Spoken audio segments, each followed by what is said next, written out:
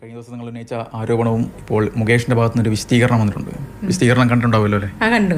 എന്തോ എന്ത് തോന്നുന്ന അത് പച്ചക്കള്ളമായിട്ടാണ് തോന്നുന്നത്. എന്നിട്ട് അത് പച്ചക്കള്ളാണെന്നുള്ള ഏറ്റവും നല്ല പ്രൂഫ് എന്താണെന്ന് വെച്ചാൽ 2009 ഞാൻ വാട്സപ്പ് ചെയ്തു എന്നാണ് അദ്ദേഹം പറയുന്നത്. ഒരു MLA ആയ ഒരു കൊല്ലത്തെ MLA പറയാണ് 2009 ഞാൻ വാട്സപ്പ് ചെയ്തു.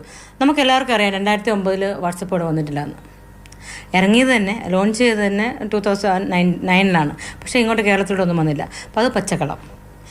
പിന്നെ ബ്ലാക്ക് മെയിലിങ് അല്ലേ? ബ്ലാക്ക് മെയിലിങ് പറയുവാണെങ്കിൽ 2022 ബ്ലാക്ക് മെയിൽ ചെയ്തെന്നല്ല പറഞ്ഞേ, തെളിവുകളുണ്ടെന്നല്ല പറഞ്ഞേ. ഇദ്ദേഹം ഒരു MLA ആയിട്ട് ഒരു സ്ത്രീ ബ്ലാക്ക് മെയിൽ ചെയ്യുമ്പോൾ ഇത്രയും തെളിവുകളൊക്കെ ഉണ്ടെങ്കിൽ എന്തുകൊണ്ട് അദ്ദേഹം കേസെടുത്തില്ല? എന്തുകൊണ്ട് അദ്ദേഹം കംപ്ലൈൻറ്റ് ചെയ്തില്ല? അതൊക്കെ നോർത്ത് പോയിന്റ് അല്ലേ? അപ്പോൾ ഇത് കള്ളല്ലേ? ഈ വിശദീകരണത്തിൽ പറയുന്ന മറ്റൊരു പ്രധാനപ്പെട്ട കാര്യം 2009 സിനിമയ്ക്ക് അവസരം വേണമെന്ന് പറഞ്ഞ് ഞാൻ സമീപിക്കുന്നു, അതിനുശേഷം ഇത്തരത്തിൽ അതും കള്ളമാണ്. കാരണം ഞാൻ സിനിമയിലോട്ട് വന്നത് ബാലചന്ദ്രൻ മേനോൻ പുള്ളിയാണ് എന്നെ സിനിമയിലോട്ട് കൊണ്ടുവന്നത്. 2009 ഞാൻ വന്നതെന്ന് തോന്നുന്നു. ഞാൻ ഇദ്ദേഹത്തെ അതിനുശേഷമാണ് ഞാൻ കലണ്ടർ എന്ന സിനിമയുടെ സെറ്റിൽ വെച്ചാണ് ഞാൻ മുകേഷ് ചേട്ടനെ പരിചയപ്പെടുന്നത് വരെ. ഞാനൊരു ഡയറക്ടറിൻ്റെ മുമ്പിലല്ലേ അവസരം ചോദിച്ചു പോകേണ്ടത്, ഒരു നടൻ്റെ മുമ്പിലാണോ? പിന്നെ ആൽബം കൊണ്ട് പോയെന്നാണ് പറയുന്നത്.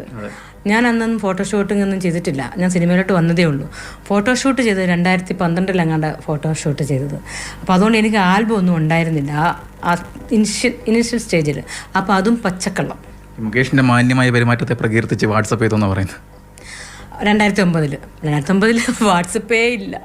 പിന്നെ ഞാൻ എങ്ങനെ വാട്സപ്പ് ചെയ്യും? അദ്ദേഹത്തിൻ്റെ ആഗ്രഹമായിരിക്കും. അതുവാണെങ്കിൽ ഞാൻ ഇപ്പോൾ വേണമെങ്കിൽ പറഞ്ഞ മുകേഷ് ചേട്ടൻ നല്ല ചേട്ടനാ കേട്ടോ, നല്ല ചേട്ടനാ പോലെ അദ്ദേഹത്തിൻ്റെ ആഗ്രഹം പറഞ്ഞായിരിക്കും. 2022 വീണ്ടും സമീപിച്ചു, അതിനുശേഷമാണ് ബ്ലാക്ക് മെയിൽ നടത്തുന്നതെന്നാണ് അവർ പറയുന്നത്.